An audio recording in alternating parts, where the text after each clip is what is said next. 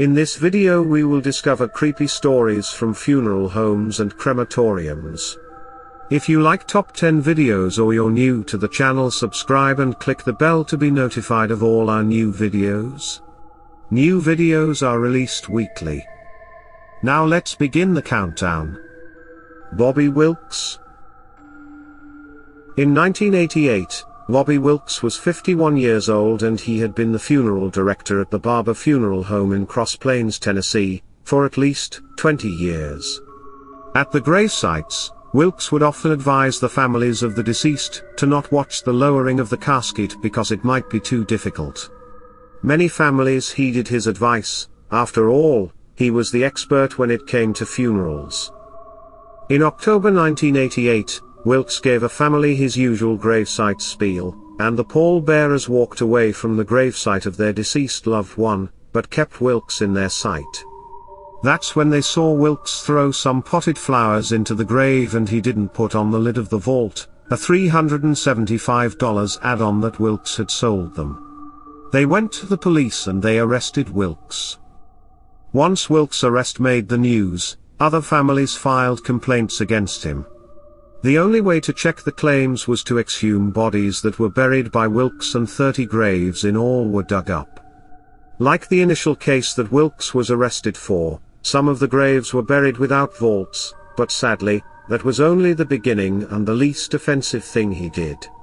At least 10 coffins were stuffed with garbage like bottles, dirty diapers, used cans of dog food, and bags of hair. At least 2 coffins were buried on their side and one had an arm sticking out of the coffin. That suggests that Wilks didn't lower the caskets, they were just dumped in. However, those people were lucky to get a casket. One man was buried without one. A gravedigger who helped exhume the bodies said that it was like Wilks was angry at the dead. In October 1989, Wilks pleaded guilty to 48 different charges and was sentenced to 28 years and 11 months in prison. The Body Baron of Broward County. In 1977, Joseph Damiano opened a body transport business in South Florida. He won a number of lucrative contracts and monopolized the market. After a few years, the transport business led to a cremation services business. Best Buy will furlough around 51,000 workers. Then in the 1990s, Damiano was hit with several lawsuits. The first one was in 1994, a woman sued Damiano because she believed her husband's ashes were mixed with someone else's. At the trial, former employees testified that at Damiano's crematory, ashes from different people were often mixed together. Notably, more ash was ordered to be added to cremated babies because their remains don't leave much in the way of ash. He was sued for that very reason in 1998, when Heather Smith's 5-month-old daughter was cremated by Damiano's company. At that civil hearing, Damiano didn't show up to defend himself. In another case, Damiano was accused of losing a woman's ashes entirely. Other allegations were that instead of scattering ashes, Damiano just had them dumped behind the crematorium or the parking lot.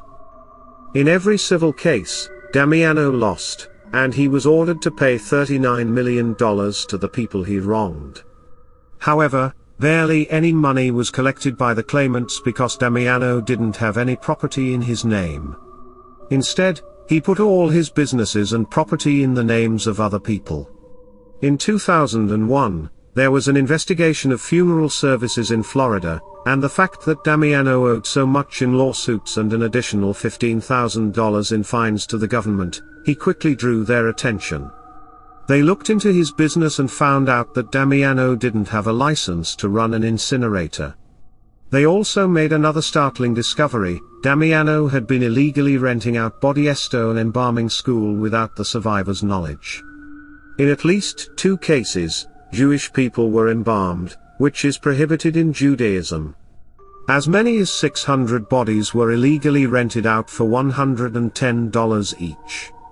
In March 2001, Damiano's operations were finally shut down and he was arrested for fraud and operating without a license. However, In May 2016, Damiano popped back up in the news because he is running an online cremation service out of Colorado called Heritage Cremation Provider and Legacy Funeral Services. Customers' ashes come back mishandled, and in some cases, it took months to get the ashes. There are even some people who have accused the company of holding the ashes of loved ones ransom. Mark Caleb's news stories about people stealing things from funeral homes are sadly not that uncommon. However, none of them are as creepy as Mark Caleb's. Shortly after midnight on June 27, 1998, the staff of a funeral home in London, Kentucky, was alerted that there had been a break-in. They looked around and nothing seemed to be missing. That is until they looked in the casket of 9-year-old Brittany Ray Bradley. Brittany Ray had passed away after a 2-year battle with a rare cancer, and earlier in the evening, the funeral home had hosted a visitation for her. And as for what was missing, well, that was her underwear. When the discovery was made, the family of Brittany Ray accused her cousin, 31-year-old Mark Caleb's, of stealing the undergarment. The police looked in the camper where he lived and found the missing underwear. The good news, if there can be good news in a story like this, is that there were no signs of sexual abuse on Brittany Ray's body. Caleb's was charged with third-degree burglary, abuse of a corpse, theft, and criminal mischief. Mark Villella. On August 1, 1999, funeral director Mark Villella found something that no husband ever wants to find, a letter written by his wife that was addressed to her lover. Over the next several days, Mark and his wife of 2 years, 28-year-old Exele, talked things over, and at times, things got heated. On the night of August 5, Exele called her sister and said that she and Mark were having a fight. Her sister became concerned when Exele didn't call back. Exele's co-workers also realized something was wrong when she didn't show up for work and Mark didn't call looking for her, as he was prone to do nearly every day in a jealous fit. 3 days after Exele called her sister, the police interviewed Mark, and he admitted that they had a fight. He told the police she had left him and he had no idea where she was. However, Exele's family had a problem with that because it didn't seem likely that Exele would leave her 18-month-old son behind, and her car was still in the driveway. The police looked into Exele's disappearance and came to a rather ghastly conclusion. On the same day that police interviewed him, Mark hosted a closed casket funeral for 89-year-old Marjorie Hutchison. The police had reason to believe that Mark put Exele's body in the same casket as Hutchinson and buried them together. 3 weeks after Exele went missing, they confronted Mark and they told him they were going to exhume Hutchinson's casket, so he confessed to stabbing Exele in the throes of passion. However, the police contend that he stabbed her as she slept. Mark didn't want to go through a costly divorce and he didn't want to share custody of their son. He pleaded guilty, and he was sentenced to 30 years in prison. Anthony Parisi.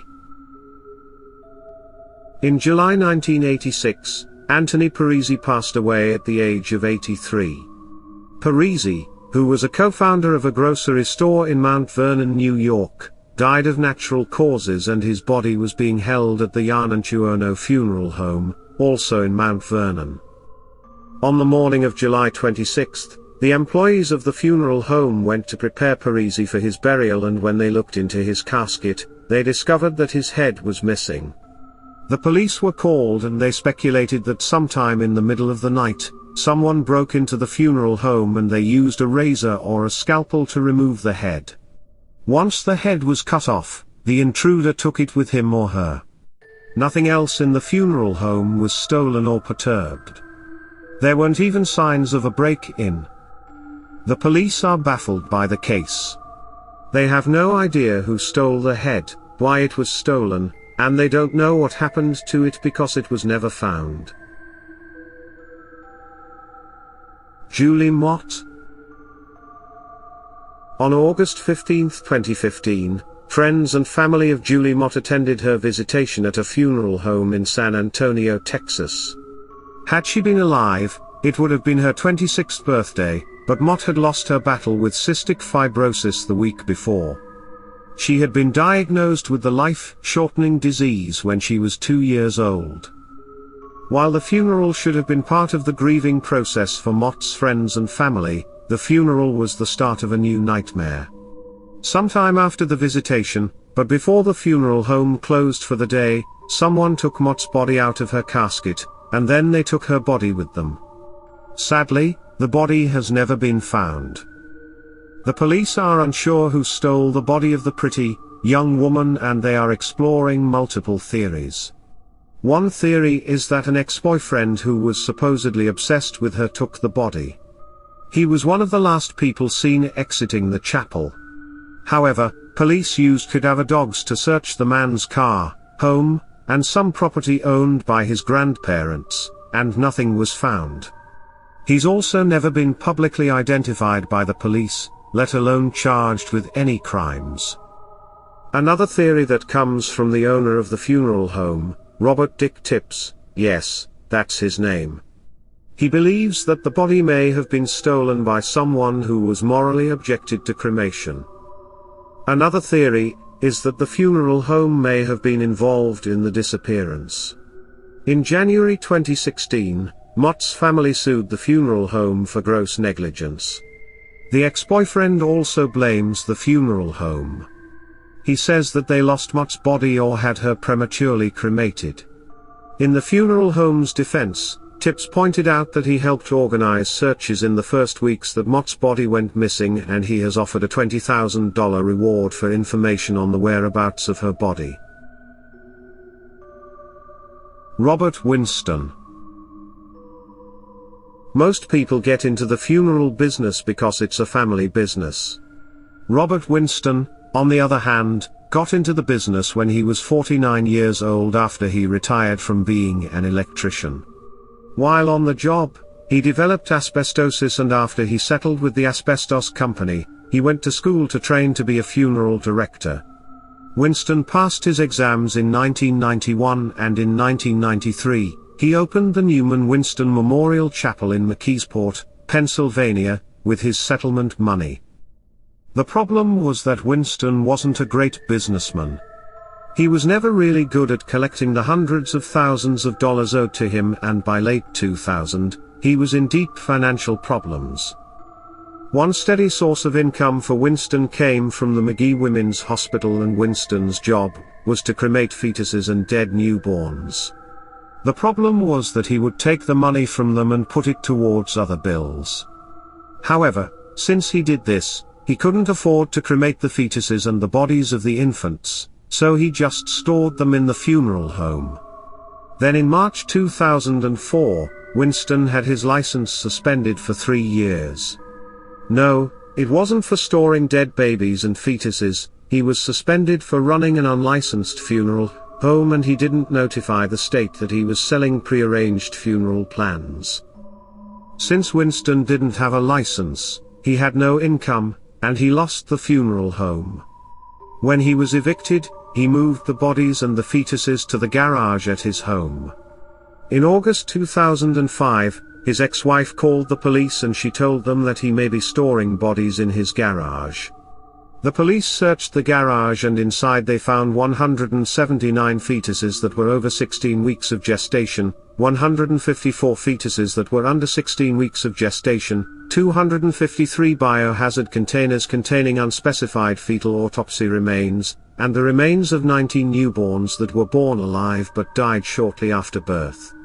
Police believed that all the remains came from the hospital between 2000 and 2002. Winston was arrested and charged with 19 counts of abusing a corpse and theft. He pleaded guilty, and was given probation. The Biomedical Tissue Services.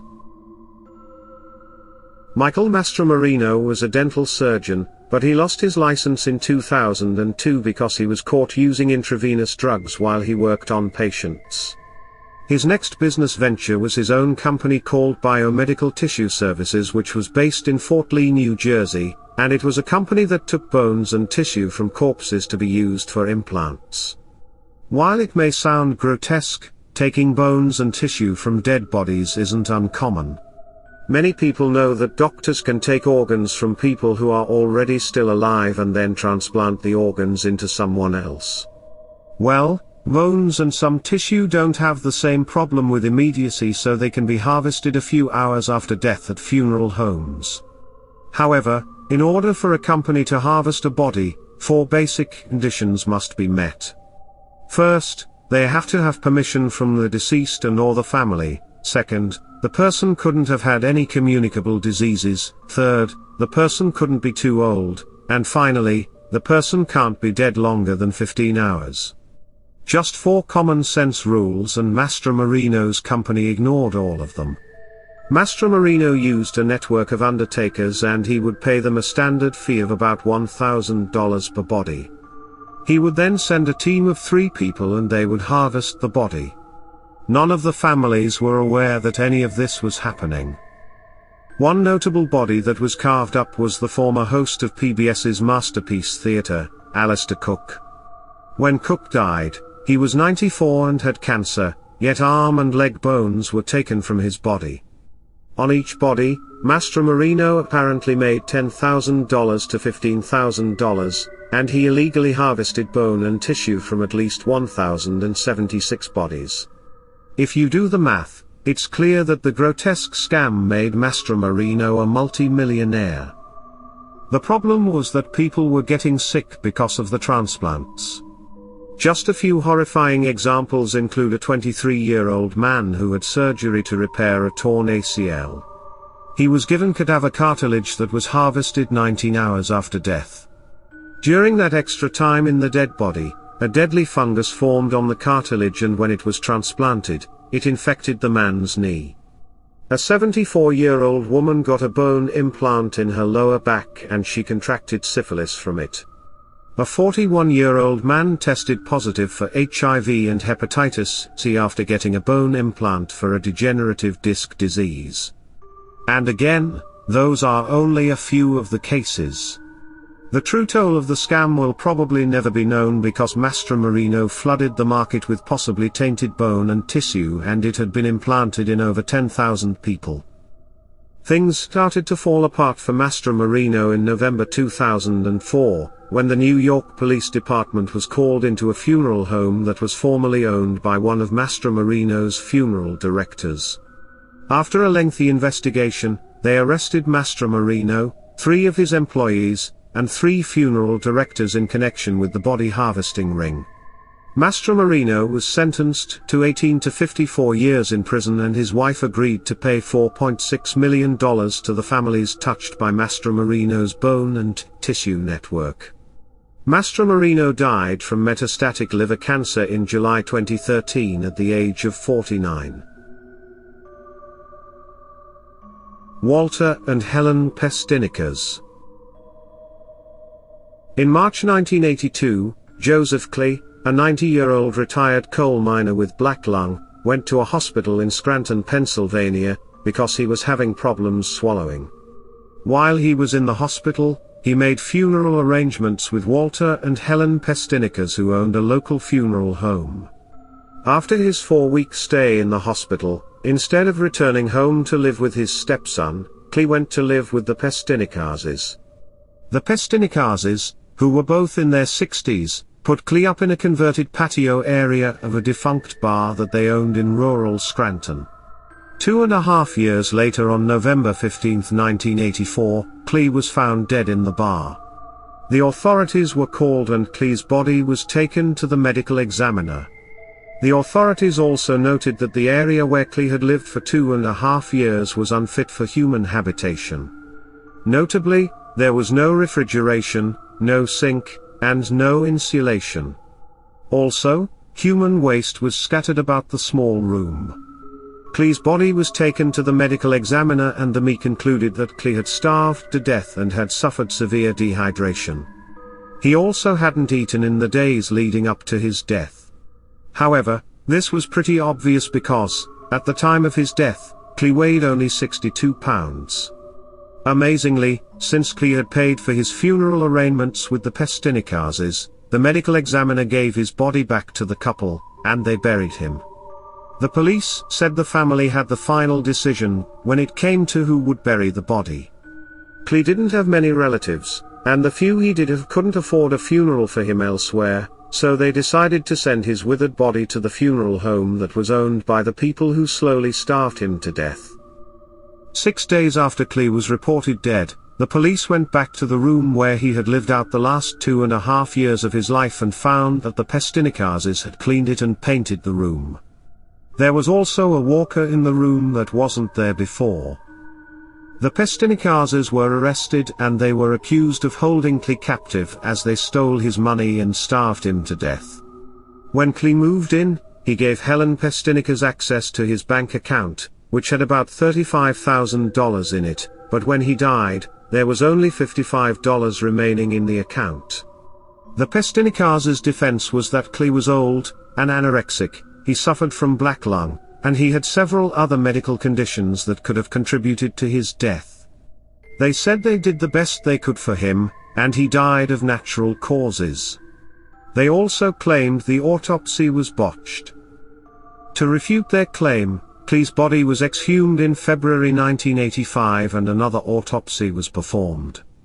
Immediately, the medical examiner knew something was wrong. On the stomach, there were 2 types of stitching. When he looked inside the body, he found that the stomach and other organs had been replaced with ones from someone who had eaten before their death. The Pestinikas denied swapping organs, so where the healthier organs came from is a mystery. The Pestinikas were found guilty in February 1987 of third-degree murder and other charges. Both of them were given 5 to 10 years in jail. The Tri-State Crematory Scandal. In 1996, due to his father getting ill, Tommy Ray Brent Marsh left college to run his family's business, which was a crematorium that his father had built in the backyard of the family home in Noble, Georgia. While Marsh was running the Tri-State Crematory, thousands of bodies were sent to him to be cremated. In October 2000, the sheriff's department got their first report that something unusual may be happening at the crematorium. A gasman notified them to say that he saw bodies lying around the Marsh property, but the sheriff's department never followed up on the tip. 13 months later, the Environmental Protection Agency was given an anonymous tip that there were bodies in the woods surrounding the Marsh's property. They supposedly did an investigation, but nothing was found. On February 14, 2002, the police received a call from an anonymous source, saying that while walking their dog in the woods, they found a human arm bone. The next day, the police finally went to the crematory and on their first day, they found 49 bodies that should have been cremated, but weren't. They widened their search and found 334 bodies, scattered on and around the Marsh property. Some of them were up to 5 years old. If the sheer number of bodies found wasn't disturbing enough, how the bodies were stored was appalling. Some of the bodies were still in their caskets and in some cases, the caskets were stacked on top of each other. However, many other bodies weren't in caskets at all and were just strewn about.